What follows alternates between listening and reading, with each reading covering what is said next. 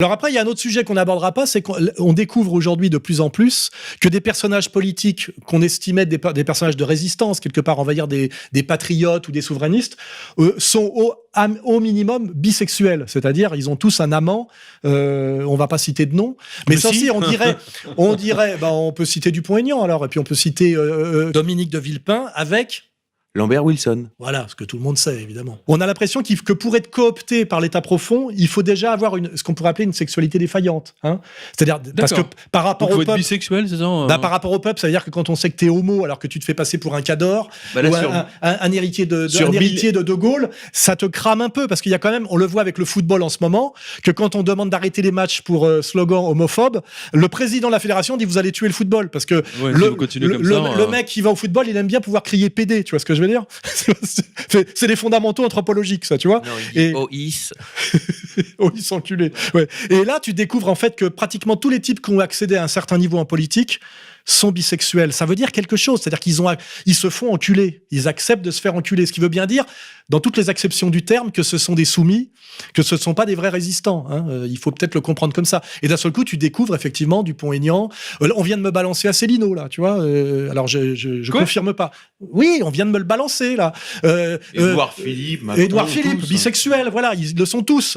Donc, on a l'impression que c'est une des cases qu'il faut cocher pour avoir le droit d'accéder au niveau supérieur. Tu vois ce que je veux dire? J'adore la case qu'il faut cocher, lol. Non, mais je découvre tout ça, moi, tu vois. Voilà. Alors après que Dupont-Aignan me fasse un procès, ou que Villepin me fasse un procès, parce que d'abord, ils ont le droit d'être bisexuels, et n'oublie pas Mimi Marchand, à l'époque, son travail, c'était d'avoir les photos et les pièces pour faire fermer leur gueule au moment de la campagne électorale de Macron. Et rappelle-toi que Marc Ladré de la Charrière, qui soutient Fillon, se fait accuser et ne répond pas. Pourquoi il répond pas? Parce que Mimi Marchand l'a couvert un an avant sur la condamnation de son fils pour pédophilie.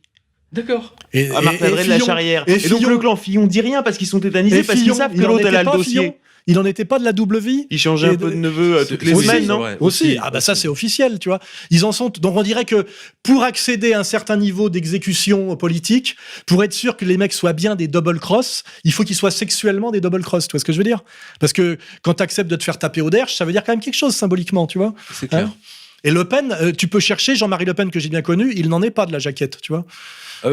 J'avais lu un papier justement il n'y a pas très longtemps à ce sujet, enfin bon, peu importe, comme quoi il a eu des amitiés particulières. Non, il n'a pas de police des braguettes chez lui, et il a des amis homosexuels, ça n'a rien à voir. Moi aussi j'en ai, c'est que le mec, voilà, n'est pas de la jaquette. Or les autres, tu découvres à un moment donné qu'ils en sont tous. Et c'est pour ça d'ailleurs que Nicolas Dupont-Aignan ne passe pas. Hein, il n'a jamais passé parce que les gens voient bien qu'il y a quelque chose qui colle pas dans son attitude, surtout, à un moment donné, dans sa façon de parler. Si on veut le cramer, compte tenu de ce qu'est la mentalité profonde du Gaulois de base et du gilet jaune, si à un moment donné un mec qui prétend être le sauveur de la France, le nouveau général Boulanger, on te découvre qu'en fait il envoie des mots d'amour à un gamin en le traitant de chien de feu, etc. Parce qu'on les a tous, hein, les messages. Tu parles d'Asselineau?